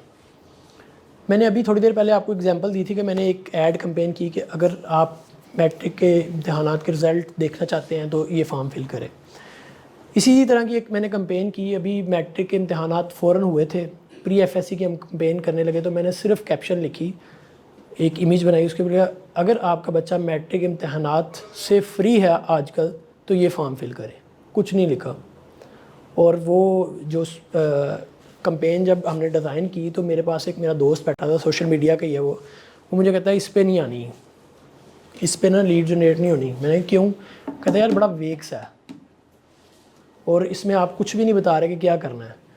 मैंने कहा तुम देखना कितनी कैंपेन आती हैं। और क्या हुआ कि वही कैंपेन पे हमें बहुत लीड्स आई, क्योंकि जिस भी पेरेंट ने या बच्चे ने देखा जिसने अभी मैट्रिक के इम्तहानात दिए थे, उसका इंटरेस्ट क्रिएट हुआ कि ये क्या है, मैं इसमें अपना फॉर्म फिल करके देखता हूँ कि इसमें क्या हुआ। तो आप लीड जो भी आप कॉपी लिख रहे हैं वो इतनी क्लियर कट होनी चाहिए कि वो आपकी टारगेट ऑडियंस को टारगेट करे। आप ख़वातीन को टारगेट कर रहे हैं मगर कैंपेन या उस कॉपी के अंदर आपने जो कॉपी लिखी है उसमें पता ही नहीं चले कि ये फॉर्म कौन फिल करे या इसके ऊपर इंटरेक्ट कौन करे। जिसको टारगेट कर रहे हैं, जिस तरह हमने टारगेट ऑडियंस सिलेक्शन की थी, ऑडियंस की सिलेक्शन, उसी तरह कॉपी में भी सबसे पहली जो चीज़ ये आपने गौर करनी है कि जिस ऑडियंस के लिए आप कॉपी लिख रहे हैं वो पढ़ के उन्हें पता चल जाए कि ये उनके लिए है। मैंने अभी जो आपको कॉपी बताई उसमें कहीं नहीं है कि कोई बंदा अभी BA किया है या वो ग्रेजुएशन कर रहा है वो उसके साथ इंटरेक्ट ही नहीं करेगा। जब वो इंटरेक्ट नहीं करेगा तो उस तरह के और लोगों को वो ऐड भी नहीं नज़र आएगा। उसके साथ इंटरेक्ट एंगेज सिर्फ वो लोग होंगे जो रिलेटेड है। तो इसलिए पहला मिशन आपका क्या होगा कॉपी लिखते हुए कि उस कॉपी ने आपकी ऑडियंस को सेग्रीगेट करे, इस तरह की कैप्शन हो। दूसरी कैप्शन या कॉपी इस तरह की हो, कॉल ऑफ एक्शन हो, यानी कि डायरेक्टली आप उनको नहीं कह रहे कि ये काम करें मगर आप कॉपी के अंदर कह रहे हैं कि ये फॉर्म फिल करें, ये फॉर्म फिल करें अगर आपने मैट्रिक के इम्तहानात से फारिग हैं आजकल। या मैं एक और एग्जांपल देता हूँ, एक मैंने कैंपेन देखी मुझे बड़ी अच्छी लगी। वो उनकी कैंपेन थी, उन्होंने लिखा हुआ है कि अगर आप पाकिस्तान में, वो मार्केट को टारगेट कर रहे थे गल्फ़ में, एक प्रॉपर्टी वाले थे, उन्होंने अगर आप पाकिस्तान में प्रॉपर्टी ख़रीदना चाहते हैं और घर बैठे उसका प्रॉफिट हर महीने हासिल करना चाहते हैं तो अभी हमसे रब्ता करें। अब जो भी ओवरसीज़ पाकिस्तानी है ना, उनका सबसे बड़ा मसला ये है कि वो कुछ इन्वेस्टमेंट करना चाह रहे हैं मगर उन्हें पता नहीं है। तो उन्हें कोई चीज़ नहीं बताई कि कहाँ है, कहाँ प्रॉपर्टी है, कुछ नहीं है। तो उन्होंने ओवरसीज़ पाकिस्तानी गल्फ़ को टारगेट करके बहुत अच्छी लीड्स इससे जनरेट की। इसी तरीके से बड़ी कैंपेन चल रही होती हैं कि लाहौर में इन्वेस्टमेंट, पहले दिन से ही किराया हासिल करना शुरू कर दें, कुछ इस तरह की लगा लेते हैं, पहले दिन से ही किराया हासिल करना शुरू करें। तो ये कैंपेन्स बेसिकली देखने में आपको लगती हैं वेग हैं मगर वो जिस ऑडियंस को सेग्रीगेट कर रही हैं वो ऑडियंस फ़ौरन इंटरेक्ट कर जाती है। आप क्योंकि उससे रिलेटेड नहीं होंगे, आप ओवरसीज़ नहीं हैं, तो आप नहीं इंटरेक्ट करेंगे। और उनका मिशन भी यही है, एज ए एडवर्टाइज़र आपका मिशन यही है कि जो लोग मेरी टारगेट ऑडियंस नहीं वो इस ऐड के साथ इंटरेक्ट करें ही ना, इस पर क्लिक ही ना करें। तो कॉपी शानदार होनी चाहिए। ईलो का सब ने ऐड देखा होंगे, देखते हैं। और ईलो वाले क्या करते हैं, वो ऐड में कुछ ना कुछ फ़नी चीज़ ऐड करते हैं पहले। दूसरी चीज़, फ़नी चीज़ ऐड करने का मकसद आपके ख्याल में क्या होगा? एनीबॉडी? एंगेज करना ऑडियंस को। वो कुछ देर के लिए वहाँ पे रुकेगा। देखिए, आप चाहे ऐड लगा रहे हैं या आप कोई पोस्ट अपने सोशल मीडिया प्लेटफॉर्म्स के लिए क्रिएट कर रहे हैं, आपका सबसे पहला मकसद क्या होना चाहिए कि जब वो स्क्रॉल कर रहा है ना, वो रुक जाए। उसके स्क्रॉल को आपने रोकना है। तो वो जितने भी हम सेलिब्रिटीज़ को टारगेट करके कोई वीडियो बनाते हैं या कोई जिस तरह की मार्केटिंग करते हैं, नाउन फेसेस को लेते हैं, वो भी यही मकसद होता है। उनको यूज़ करने का सबसे पहला बेनिफिट यही होता है कि वो ऑडियंस उनके फेस देख के रुक जाती है। इसी तरीके से इस तरह की फ़नी पोस्ट या फ़नी वीडियो जो अचानक शुरू होकर फ़ौरन से कोई शॉकिंग या एंटरटेनमेंट का एलिमेंट उनमें मौजूद होता है, वो यूज़र को रोकती हैं। तो आपने ऐड चलाना है तो आपका सबसे पहले कॉपी का ये भी एक मकसद होना चाहिए कि वो यूज़र को वहाँ रोक ले, वो इतना इफ़ेक्टिव, इतना रिलेटेड हो कि वो रोक ले। इसके लिए बहुत सारी चीज़ें यूज़ की जा सकती हैं। Images, noun faces, related images. Suppose मैं एक एग्जांपल देता हूँ, आप एक ऐड चला रहे हैं जिसमें आप सिर्फ लाहौर के लोगों को टारगेट करना चाह रहे हैं, या आपका ऐड लाहौर से रिलेटेड है, तो आप मीनार पाकिस्तान की पिक्चर लगा दें। लाहौर से रिलेटेड लोग उसको रुकेंगे, वो उनको रोकने का बायस बनेगा। आप कोई रिलीजियस पोस्ट लगा रहे हैं तो रिलीजन से रिलेटेड कुछ चीज़, पिक्चर, पिक्टोरियल कुछ ऐसा लगा सकते हैं जो उनको रोके। तो आपके ऐड का, उस कॉपी का, उस ग्राफिक का दूसरा मकसद क्या होना चाहिए कि वो आपके यूज़र को वहाँ रुकवाए, कि वो रुक जाए, उस ऐड को आगे देखे। अब जब वो रुक गया, उसने आपका ऐड देख लिया, तो फिर अगला मकसद आएगा कि वो ऐड या वो चीज़ उनको बाय करने पे मजबूर करे। अच्छा, रोकने के लिए मुख्तलिफ जो लोग हैं, मुख्तलिफ एडवर्टाइज़र हैं, मुख्तलिफ जो कंपनी हैं, वो मुख्तलिफ स्टाइल यूज़ कर सकती हैं। आप कुछ भी कर सकते हैं। कुछ फ़न एलिमेंट कर रहे हैं, कुछ शॉकिंग चीज़ फ़ौरन से शुरू करते हैं, कोई फियर को यूज़ करते हैं, कुछ क्वेश्चन से शुरू करते हैं।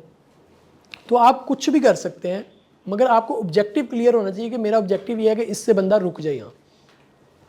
फिर जब उसने रुक गया, देखना शुरू कर दिया या आपका ऐड पढ़ना शुरू कर दिया, तो उसके बाद उसको एहसास हो कि ये मेरे से रिलेटेड है, जिसकी हमने पहले बात की है। वो उस एहसास के बाद उसको आपने कहना है कि ये अब फॉर्म फिल कर दो, या इसके ऊपर क्लिक कर दो, या ये वीडियो देख लो। ये वीडियो ना देखी तो तुम्हारा क्या नुकसान होगा, कितना गुनाह हो जाएगा, तुम दोज़ख में चले जाओगे। ठीक है, इस तरह की फिर बातें आएंगी। ठीक है, जितनी भी देखें ना कभी इस तरह के ऐड, ख़ासतौर पे थंबनेल होते हैं यूट्यूब पे, तो मैं उस तरह बिल्कुल चीप जाने का नहीं कहूँगा, ना ही मैं उसको एक्नॉलेज करता हूँ, मगर आपका अल्टीमेट ऑब्जेक्टिव यही होना चाहिए कि उस पोस्ट में या उस ऐड में या उस वीडियो में यूज़र को ये फ़ील करा दें कि अगर उसने अब इसके ऊपर क्लिक करके, अगर आप वीडियो दिखाना चाह रहे हैं, वीडियो ना देखिए, अगर आप कमेंट कराना चाह रहे हैं तो कमेंट ना किया तो क्या हो जाएगा, अगर उसने इस पे इंस्टेंट फॉर्म पे क्लिक ना किया तो उसका कितना नुकसान हो जाएगा, ये आपने उसको बावर कराना है उस कॉपी के ज़रिए। अगली इसकी खूबी ये होनी चाहिए कि कॉपी बड़ी मुख्तसर होनी चाहिए। इंटेंशन स्पैम हमारा जो इस वक्त प्रोडक्शन के पॉइंट ऑफ व्यू से मैंने रिसर्च पढ़ी है, वो कहते हैं 6 सेकंड है। 6 सेकंड के अंदर अगर पढ़ी जानी चाहिए, इतनी कॉपी हो, मेरे ख्याल में ये परफेक्ट है कि मैक्सिमम 6 सेकंड के अंदर अंदर आप उसको अपना मुद्दा बयान करवा दें। अगर आपकी वीडियो है तो पहले 6 सेकंड ऐसे हों कि वो उसको हुक कर ले। फिर डेफिनेटली 6 सेकंड की वीडियो में तो कोई मैसेज नहीं जाएगा, मगर वो फिर 6 सेकंड ऐसे होने चाहिए कि वो यूज़र को हुक करे और उसको वो सारी वीडियो दिखाने पे या देखने पे मजबूर कर दे। हुक भी उसी तरीके से कर सकते हैं, किसी क्वेश्चन से, किसी उसकी ज़रूरत को ट्रिगर करके, या इमोशनली ऐड कनेक्ट करके आप उसको अपने साथ कनेक्ट कर सकते हैं। मेरा ये एक्सपीरियंस है कि अगर आप ये 2 काम, कॉपी, ग्राफिक्स भी उसी में शामिल हैं, और यानी कि जितने भी आप क्रिएटिव्स बना रहे हैं वो, और जो ऊपर कैप्शन लिख रहे हैं, ग्राफिक्स वो, और उसके बाद आपने टारगेट ऑडियंस सेलेक्ट अच्छी की है, तो आपका ऐड बहुत इफ़ेक्टिवली रन करेगा। फिर इसमें जो चीज़ है वो ये एक और, कि आप जब भी नई कैंपेन, नई ऑडियंस या नई तरह की कोई चीज़ पे काम करने लगे हैं, तो आप कभी भी अपनी जहानत, अपनी विजडम और अपने प्रीवियस नॉलेज पे ना जाएं। आप हमेशा टेस्टिंग करें, आप डिफरेंट ऑडियंस सेलेक्ट करें, आप डिफरेंट एड्स लगाएं, आप डिफरेंट टाइप की कॉपीज़ लिखें और रिस्पॉन्स चेक करें। जिस तरह का रिस्पॉन्स आ रहा है उस रिस्पॉन्स को मद्देनज़र रखे हुए, जहाँ से आपकी सेल ज़्यादा हो रही हैं, जहाँ से आपको यूज़र ज़्यादा मिल रहा है, जहाँ से एंगेजमेंट ज़्यादा मिल रही है, उन एरियाज़ को, उन ऑडियंस के सेगमेंट को ज़्यादा टारगेट करें। जी बच्चे। मेरा ये क्वेश्चन है कि अगर आप कह रहे हैं कि हमें टेस्टिंग करनी चाहिए, तो अगर हम किसी के लिए जॉब कर रहे हैं और बजट हमारे हाथ में नहीं है, तो हम उस तरह से किस तरह से टेस्ट नहीं, उसमें हम, जब मैं करता हूँ तो मैं क्लाइंट को पहले बताता हूँ कि मैं ये ऐड शुरू करने लगा। सपोज उसने कहा जी मेरा $100 का बजट है, एक मिनिमम बजट है, मैंने एक कैंपेन चलानी है, तो मैं उसे बताऊंगा मैं शुरू में 4 कैंपेन चलाने लगा पर डे $2 के ऊपर रख के, और इनमें से जो अच्छी चलेगी उस पर बजट बढ़ाता जाऊँगा, बाकी छोड़ दूँगा। या हम क्लाइंट को बड़ा क्लियरली पहले बताएं, और ऐसे ही होता है, सब हम ऐसे ही कर रहे हैं, और उसमें क्लाइंट भी खुश होगा, उन्हें भी पता है। देखें, कोई भी नई प्रोडक्ट, कोई चीज़ है ना, किसी को नहीं, मैं एड टेक में, एजुकेशन में तकरीबन 2010 से हूँ, और मैं इनके ट्रेंड से, चीज़ों से इतना वाकिफ़ हूँ कि मैं, अब मुझे R&D नहीं करनी पड़ती, मगर मैं अभी भी टेस्टिंग करता हूँ। मैं कोई भी कैंपेन एक तरह की नहीं चलाता, मैं डिफरेंट कैंपेन चला के फिर उन पे जो डाटा कलेक्ट हो रहा होता है, जो चीज़ें मेरे पास आ रही थी, उनकी बेस पे मैं आगे डिसीजंस कर रहा होता हूँ और अपनी कैंपेन को रीमोडिफाई कर रहा होता हूँ। तो यही करें। और दूसरे नंबर पे जो हमने पहले बात की थी कि ट्रेंड्स, वो यहाँ आएगा कि आपने ट्रेंड्स देखें। सपोज़ अभी हम एजुकेशन की ही बात कर रहे हैं, मैंने एजुकेशन का ज़्यादा कह रहा हूँ कि मैंने सारी उम्र की ही एजुकेशन में काम है। इल्म की दुनिया वेबसाइट आपने नाम सुना होगा, वहाँ से शुरू करके अभी भी मुख्तलिफ एजुकेशनल ही मेरे क्लाइंट्स हैं और उनके ही ज़्यादा कंपेन्स किए हैं। एजुकेशन को इसलिए एग्जांपल है, अगर आपने किसी और फील्ड की आप क्वेश्चन हो आप पूछ सकते हैं उससे रिलेटेड भी। अभी मैट्रिक का रिज़ल्ट आया, मैट्रिक के रिज़ल्ट वाले दिन कंपेन चलाई उतने ही बजट में जितने पहले चला रहे हैं, तो लीड्स की तादाद बहुत ज़्यादा डिफरेंस था। बजट उतना ही है मगर लीड्स ज़्यादा हो गई कि आपने उस दिन का ट्रेंड को यूज़ किया। आप सपोज कर रहे हैं कोई आपका कोई वेबसाइट या पेज है जो फुटबॉल से रिलेटेड है, तो जिस दिन फीफा वर्ल्ड कप चल रहा हो उस वक्त आप कैंपेन चलाएंगे तो आपके रिस्पॉन्स कुछ और हो जाएगा। अगर आप क्रिकेट से रिलेटेड हैं तो जब क्रिकेट का वर्ल्ड कप हो रहा होगा, वो इवेंट हो रहा होगा तो कुछ और होगा। सियासत से रिलेटेड अगर आप ब्लॉग चला रहे हैं या पेज है जिसके ऊपर आप वीडियोज़ अपलोड करते हैं, तो कोई वाक़या हुआ होगा यानी कि जो कन्फ्लिक्ट हुआ होगा उस पर आप कैंपेन चलाएँगे तो उसका रिस्पॉन्स ही कुछ और होगा कंपैरेटिवली आम दिनों के। तो आप ये देखेंगे कि ये इस वक्त ट्रेंड क्या चल रहा है और उसके मुताबिक आप ऐड चलाएँ। ईलो क्या करता है, जो भी वीडियो फ़नी वीडियो वायरल हुई होती है वो भी बेसिकली ट्रेंड है, उसके ऊपर भी ऐड लगा देता है। तो ये सारी चीज़ें वो ट्रेंड को ही देखते हैं कि इस वक्त यूज़र क्या देख रहा है, उससे रिलेटेड चीज़ें। क्यों एक चीज़ वायरल होती है तो हर कंटेंट क्रिएटर उसी पे वीडियोस बनाना शुरू कर देता है, क्योंकि लोग उस वक्त वही देखना चाह रहे होते हैं। तो आपने ये देखना होता है कि आप इस वक्त जो मार्केट में या जिस ऑडियंस को आप टारगेट कर रहे हैं उस ऑडियंस के अंदर क्या चीज़ ज़्यादा देखी जा रही है और उस चीज़ को आप अपनी फील्ड में या आप अपनी कैटेगरी में या अपनी नीश में कैसे यूटिलाइज़ कर सकते हैं। जी, एनी क्वेश्चन? सर, अगर हम स्पेसिफिक एरिया के लिए अपना ऐड लगा रहे हैं तो उसकी जो रीच भी बहुत कम हो जाएगी। देखिए, अगर आप सिर्फ ऑपरेट उस एरिया में करते हैं तो मैं एग्जांपल देता हूँ, मैं एक चीज़ सेल करता हूँ या सर्विसेज दे रहा हूँ और मैं सिर्फ मॉडल टाउन में देता हूँ, तो मैं तो चाहूँगा ही नहीं कि मेरी वो वाली जो इकबाल टाउन वाले लोगों को नज़र आए पोस्ट। बेशक कम है, मॉडल टाउन के लोग कम है, मगर मैं क्यों चाहूँ कि इकबाल टाउन, मैंने तो इकबाल टाउन जाना ही नहीं है, मेरी वो सर्विसेज तो सिर्फ मॉडल टाउन में है। तो बेशक वो कम लोग हैं, मेरे टारगेट ऑडियंस, मेरी क्लाइंट वही हैं, तो मैंने उन्हीं को करना है।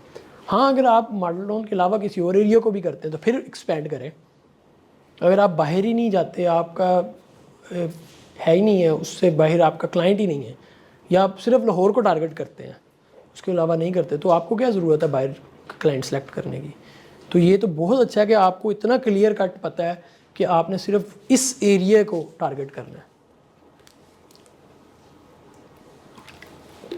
सर क्या हम स्पेसिफिक टाइम के लिए चला सकते हैं, यानी कि फुल डे 24 आवर्स ना हो, हम कहते हैं कि प्राइम टाइम चले 6 PM 10 PM चले हमारे यहाँ। कुछ ऐड की टाइप्स हैं उनमें ये ऑप्शन आती है, जैसे हम जहाँ हमने ऐड सेलेक्ट किया था ना ऑडियंस से पहले, वहाँ नीचे ऑप्शन आएगी कि ये ऐड किन किन को दिखाया जाए, किस टाइम दिखाया जाए, वो आ जाता है। इस प्राइम टाइम हम दे सकते हैं। हाँ जी, बिल्कुल दे सकते हैं। ये भी है।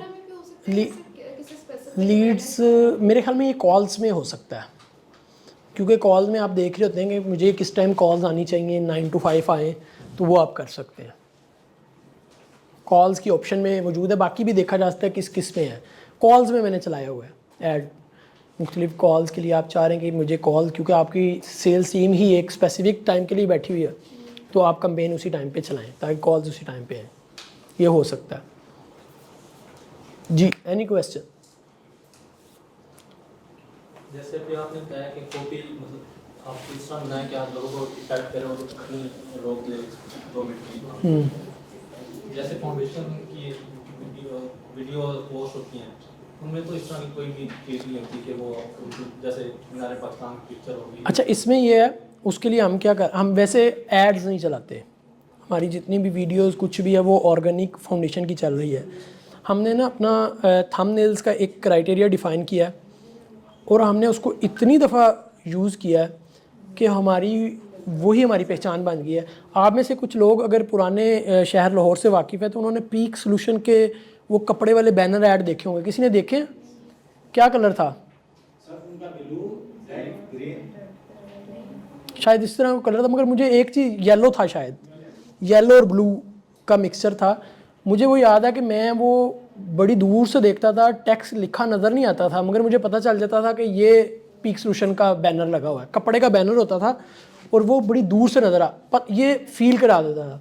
तो हम भी वही ये थंबनेल्स के ऊपर स्ट्रेटजी यूज़ करते हैं कि हमने अपनी कलर स्कीम और उसका स्टाइल की एक यूनिकनेस जो है वो कायम रखी हुई है, और उसके ज़रिए जैसे ही हमारा जो यूज़र है वो उस स्टाइल को देख के रुक जाता है, उसको यूज़ करता है। ब्रांडिंग के मुताबिक है, तो हम उसको किस तरह करेंगे? ब्रांडिंग में डॉक्टर्स हैं, डॉक्टर्स की पिक्चर्स में हम इस तरह कैसे ऐड नहीं, वो पिक्चर्स की बात नहीं है। आप ये पहले दिन एक दिन में नहीं होगा, आप जब शुरू करेंगे आप उसे कंटिन्यूसली यूज़ करेंगे। एक ही पैटर्न में तस्वीर डेफिनेटली चेंज होगी, डॉक्टर के अगर कर रहे हैं उसकी पिक्चर चेंज होगी, मगर उसका जो कलर कम्बिनेशंस आप यूज़ कर रहे हैं, फॉर एग्जांपल हम अपने थंबनेल पे करते हैं वाइट बैकग्राउंड के ऊपर ब्लैक एंड रेड में, या अगर कोई तीसरा को कलर कोई एक आधा कभी ऐड करना हो तो वो करते हैं, मगर ये कम्बिनेशन हमारा चलेगा। अब उस कम्बिनेशन में क्या है कि हमने अपने आप को 4-5 साल में ये चीज़ दिखा के अपने यूज़र को रजिस्टर्ड करवा दिया हुआ है। उसके माइंड में रजिस्टर्ड है कि फाउंडेशन का थंबनेल ऐसा ही आएगा। दूसरे नंबर पे जब शाह साहब की अगर कोई वीडियो है तो वहाँ उनकी पिक्चर, आप फॉर एग्जांपल अगर आप आज अपना यूट्यूब चैनल शुरू करते हो और आप कहते हो कि मैंने अपनी पर्सनैलिटी को ब्रांड करना है, मेरा प्राइम ऑब्जेक्टिव ये है कि इससे मैं खुद को ब्रांड करूँ, तो मैं आपको कहूँगा थंबनेल के ऊपर अपनी पिक्चर सबसे बड़ी लगाओ, बाकी चीज़ें नॉर्मल करो। उससे क्या होगा कि पहले दिन उससे शायद आपको कोई और पिक्चर लगा के ज़्यादा फ़ायदा हो, मगर इन द लॉन्ग रन आप क्या करोगे, अपने आप को एक ब्रांड करोगे। जो भी आपकी कम या ज़्यादा जितनी भी ऑडियंस बिल्ड होगी वो आपकी पिक्चर देख के रुका करेगी उस वीडियो के लिए या उस कंटेंट के लिए। इसी तरीके से जितनी भी पोस्ट आप क्रिएट करते हैं, जो चीज़ें करते हैं, आपने अपने यूज़र को एक अपना स्टाइल, अपना कलर्स और अपनी पिक्चर्स बनाने का जो या ग्राफिक्स हैं, तो वो स्टाइल भी रिकॉग्नाइज़ करवाते हैं। इसलिए मैं इसको बहुत इंडोर्स करता हूँ कि आपकी एक यूनिकनेस होनी चाहिए आपकी हर पोस्ट के अंदर, जो नज़र आए कि आप इस तरह की पोस्ट बनाते हैं, ताकि वो जो आपकी टारगेट ऑडियंस रेगुलरली आपके साथ कम्युनिकेट इंगेज हो रही है या कम्युनिकेट कर रही है या देख रही है, वो जब आपकी पोस्ट आए तो वो रुक जाए, क्योंकि वो आपकी लॉयल ऑडियंस बिल्ट हुई है। तो इसलिए ये ज़रूरी है जी। Any question? मेरा एक क्वेश्चन है कि एक जैसे पोस्ट पे डिफरेंट आ रही होती है बूस्ट पोस्ट, उसमें और पूरी की पूरी कैंपेन चलाने में क्या फ़र्क है? अच्छा, बूस्ट पोस्ट इसकी मैं डिफरेंट आपको जो मैं समझ पाया हूँ वो ये है कि फेसबुक ये चाहता है कि कोई एक आम बंदा जो किसी एजेंसी को या किसी एक्सपर्ट को नहीं भी हायर कर सकता, वो भी बूस्ट पोस्ट के जरिए ऐड लगा ले, अच्छा ठीक है। ताकि इसमें आपको बहुत कम ऑप्शंस नज़र आएंगी और फ़ौरन से ऐड लग जाएगा। जब आप ऐड मैनेजर के थ्रू जाएंगे आपको बहुत सारी ऑप्शन नज़र आएंगी, आपको बहुत सारी चीज़ें फिल करनी पड़ेंगी, वो क्राइटेरियाज डिफरेंट होते हैं। बाकी वहाँ क्या करेगा, बहुत सारी चीज़ों को वो खुद से सिलेक्ट कर लेगा बूस्ट पोस्ट में और एक आसान तरीके से ऐड चला देगा। तो मुझे जो लगता है कि फ़ेसबुक का बूस्ट पोस्ट की ऑप्शन निकालने का मकसद वो ये होगा कि हर बंदा जो एक पेज चला रहा है या कोई एक बंदा छोटा बिज़नेस कर रहा है, वो किसी एजेंसी को नहीं हायर कर सकता जो एजेंसी उससे 15% 20% चार्ज करे, उसका अपना ही बजट बहुत थोड़ा है, वो महीने के $50 ही लगाना चाहता है, तो वो खुद से लगा ले, उसको किसी दूसरे एक्सपर्ट की ज़रूरत ना रहे। ये मेरी एक राय है कि शायद ये उन्होंने ये पोस्ट इसलिए निकाली है। कोई फाउंडेशन है या कोई भी ऑर्गेनाइजेशन है, उसकी कैंपेन चल रही है, तो वो अलॉन्ग द वे अपनी वो बूस्ट पोस्ट भी करता रहेगा, तो उससे इफेक्ट नहीं पड़ता? नहीं, उसमें थोड़ा सा इफेक्ट ज़रूर पड़ेगा। इफेक्ट ऐसे पड़ेगा कि अगर मैं एग्जांपल दे रहा हूँ कि अगर मैं कैंपेन चलाऊँगा तो मैं बूस्ट पोस्ट से नहीं चलाऊँगा, मैं ऐड मैनेजर से चलाऊँगा, क्योंकि I know all the aspects, मुझे सारे एस्पेक्ट्स पता हैं, मुझे पता है कि मैंने इस कैंपेन से ज़्यादा फ़ायदा कैसे उठाना है। अगर आपको पता है कि आपने इससे ज़्यादा फ़ायदा कैसे उठाना है तो आप ऐड मैनेजर में ही जाएं। अगर आपको नहीं आता और आप पोस्ट लगाती हैं ऐड और उससे आपको फ़ायदा भी हो रहा है, तो आप कहेंगे ठीक है, मैं बूस्ट पोस्ट से फ़ायदा तो हो रहा है, मेरा कम बजट है, मगर पेजेस होते हैं उनकी कैंपेन्स भी चल रही होती हैं, बट उनकी 3 to 4 इस तरह की पोस्ट होती हैं जिन पे उन्होंने बूस्ट भी लगाया होता है, कोई मसला नहीं है एडवर्टाइजिंग। ये। अच्छा, इसमें ख़ास तौर पे मैं कहता हूँ जब आप एक पेज, ख़ास तौर पे लोग जब नया पेज बनाते हैं तो वो कहते हैं कि पेज लाइक्स चाहिए बहुत ज़्यादा। मैं कभी भी खाली पेज लाइक्स की कैंपेन नहीं करता हूँ। मैं कहता हूँ कि जितना आप बजट पेज लाइक्स पे लगा रहे हैं उतना ही बजट आप बूस्ट या एडमिन से जाके इंगेजमेंट पे लगा दें, कि किसी भी पोस्ट को की इंगेजमेंट ज़्यादा करें, ताकि जितना ज़्यादा यूज़र आपके साथ, नया यूज़र आ रहा है वो आपके साथ इंगेज भी होता रहे आपके कंटेंट के साथ, ताकि वो आपका पेज बिल्कुल ही डेड ना हो जाए कि लाइक्स ज़्यादा हो गए, इंगेजमेंट कम हो गई है। ये रेशो कायम रहनी चाहिए जी। कोई क्वेश्चन है? सर कुछ लोग ऐसे होते हैं कि पेज बना के ना उसके ऊपर वो जो रोबोटिक लाइक वगैरह ले लेते हैं कि जी हमारे पेज के ऊपर बहुत ज़्यादा पेज फॉलोअर्स और लाइक हो जाए, तो सर क्या ये मतलब अच्छी चीज़ है या इससे कोई फर्क पड़ेगा? देखिए, अगर तो आपने सिर्फ दिखाना है कि मेरे फेसबुक पेज के ऊपर इतने लाइक्स हैं फिर तो ठीक है। अगर उन लाइक्स को यूटिलाइज़ भी करना है तो फिर मैं रेफ़र नहीं करूँगा। बहुत सारे लोगों की ये नीड भी होती है कि उन्होंने दिखाना होता है। फॉर एग्जांपल कुछ ई-कॉमर्स की प्रोडक्ट्स लोग बेचते हैं जिनका मकसद सिर्फ सेल्स करना है। वो अपनी क्योंकि उन्होंने प्रोडक्ट किसी से बाय की होती है या ली होती है, उनकी अपनी प्रोडक्ट नहीं होती, वो बस उसको सेल करके उससे बेनिफिट ले रहे होते हैं। जैसे रेप्लिकाज मुख्तलिफ बेच रहे हैं, चाइना के कुछ प्रोडक्ट्स बेच रहे हैं, तो वो अपने पेज को बिल्ड नहीं करना चाह रहे होते। वो ऐसा करते हैं और उसमें बेसिकली वो यूज़र का या जो बायर है उसका एक इंटरेस्ट बढ़ाने के लिए कि इस पेज के ऊपर ऑलरेडी 1 लाख लाइक्स हैं, तो उनको तो ये फ़ायदा दे सकता है, क्योंकि उन्होंने जो बाइंग करनी है वो तो एड्स के थ्रू करनी है। तो वो एड्स तो साथ साथ चलते रहेंगे, मगर उनकी वो जो कैंपेन्स हैं या दूसरी इस तरह की चीज़ें हैं वो नहीं, उसको फ़ायदा नहीं देंगी। इसके बरक्स अगर आप अपना कंटेंट चला रहे हैं, एक अच्छा पेज है जिस पे आप मार्केटिंग और ब्रांडिंग को भी फोकस करते हैं, तब मैं आपको ये नहीं कहूँगा कि आप लाइक्स लें। Okay, done, thank you very much.